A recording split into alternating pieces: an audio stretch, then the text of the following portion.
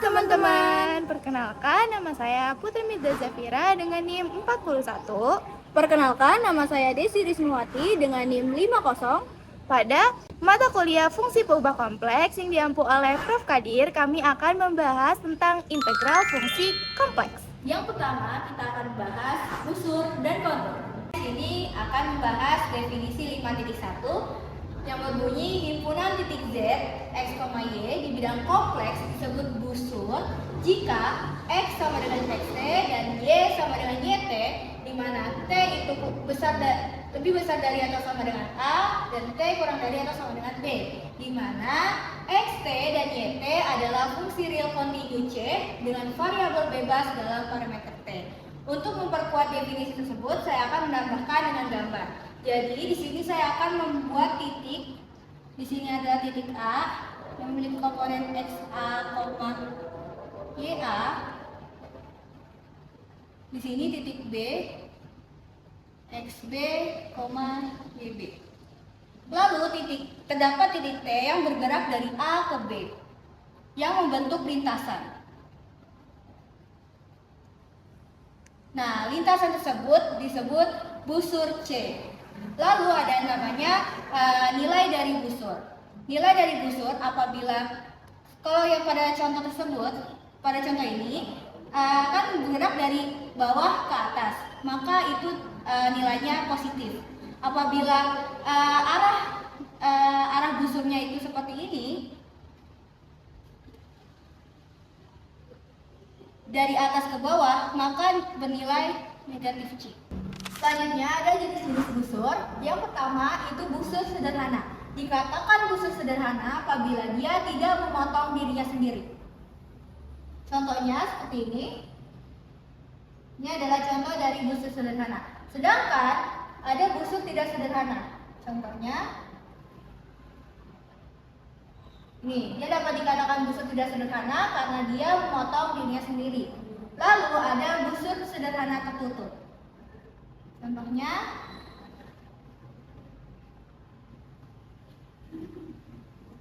ini adalah busur sederhana tertutup.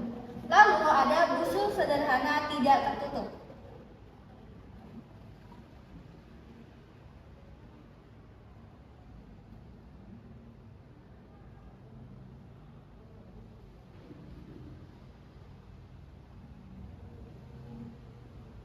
Ini adalah busur sederhana tidak tertutup.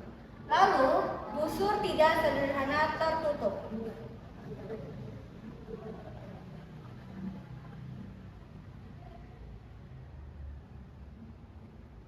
Ini adalah busur tidak sederhana tertutup. Lalu ada juga busur tidak sederhana tidak tertutup.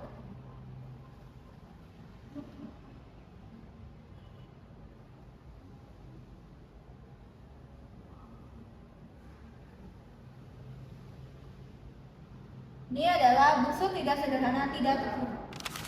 Oke, selanjutnya ada rumus dari panjang busur.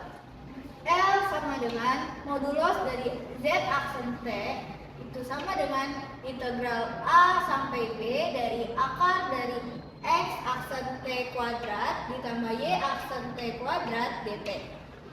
Itu sama dengan, kan X aksen T itu sama dengan dx per dt. Y aksen T itu sama dengan dy per dt. Sehingga menjadi integral A sampai B dari integral dx per dt kuadrat dan ditambah dy per dt kuadrat. Ada kontur. Kontur itu adalah gabungan dari busur-busur licin. Contohnya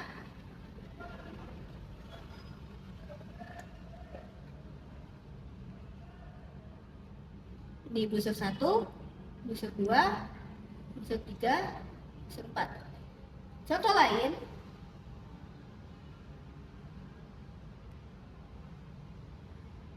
busur 1, busur 2, busur 2, busur 3, busur 4. Selanjutnya kita akan membahas integral kompleks, di mana pengertian dari integral kompleks itu sama dengan integral Z. Kita misal Kan di sini kita punya fungsi Z kontinu di titik pada kurva C. Nah, ini gambarnya. Ada kurva C. Lalu kita dapat membuat partisi-partisi di sembarang titik pada interval Z0 sampai Zn, yaitu Z1, Z2, Zk-1, Zk, Zn-1 sampai ke Zn. Nah, di antara Z0 dan Z1, terus Z1 dan Z2 itu dan seterusnya, itu kita dapat membuat titik tengah yaitu epsilon 1 sampai ke epsilon n. Untuk menghitung jumlah panjang dari kontur ini, kita dapat menggunakan rumus Sn sama dengan fungsi epsilon epsilon 1 dikali Z1 dikurang Z0 ditambah fungsi epsilon 2 dikali Z2 dikurang Z1 ditambah sampai fungsi epsilon n dikalikan dengan Zn min Zn min 1. Nah, kita dapat menyederhanakan rumus ini menjadi Sn sigma dari K sama dengan 1 sampai N untuk fungsi epsilon K dikalikan dengan Zk min Zk dikurang 1. Atau kita juga bisa menulis Sn sama dengan sigma K sama dengan 1 sampai N untuk fungsi epsilon K dikalikan dengan delta Zk. Apabila N-nya itu mendekati tak hingga, maka kita dapat menggunakan rumus Sn integral kontur Fz dz. Selanjutnya, kita akan membahas integral garis atau kontur. Kita misalkan bahwa C itu kurva mulus yang dinyatakan sebagai persamaan parametrik T dengan Z sama dengan Zt, di mana T itu lebih besar atau sama dengan A dan lebih kecil atau sama dengan B, sehingga Fz itu kontinu pada titik C. Maka integral garis atau kontur dari F sepanjang C terhadap Z ada dan nilainya diberikan oleh formula integral kontur Fz dz sama dengan integral dari A ke B untuk Fzt dikali dengan Z aksen T dt. Selanjutnya kita akan membahas sifat-sifat dari integral garis atau kontur.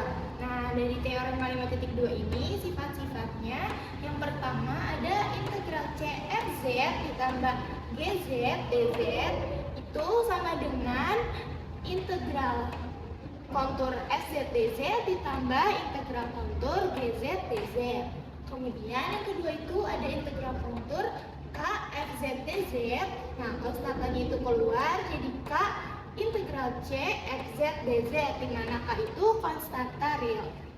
Yang ketiga ada integral K ditambah L Fz dz sama dengan integral K Fz dz ditambah integral L Fz dz. Yang keempat, integral dari A ke B Fz dz itu sama dengan negatif. Karena negatif, jadi batas atas dan bawahnya itu dibalik jadi integral B ke A Fz dz.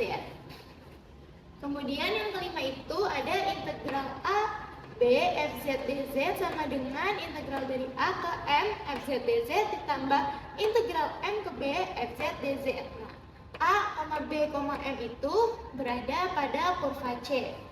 Kemudian yang terakhir itu, apabila C menunjukkan kontur dengan panjang L dan misalkan fungsi Fz itu kontinu, sepotong demi sepotong di C, maka M adalah konstanta negatif sehingga Fz itu kurang dari sama dengan M untuk semua titik Z pada C. Nah, maka itu ada modulus integral kontur Fz dz kurang dari sama atau sama dengan titik M dikali L. Sumber yang kita pilih yaitu dari buku analisis pengubah kompleks yang ditulis oleh Prof. Kadir. Sekian dari kami. Bye-bye.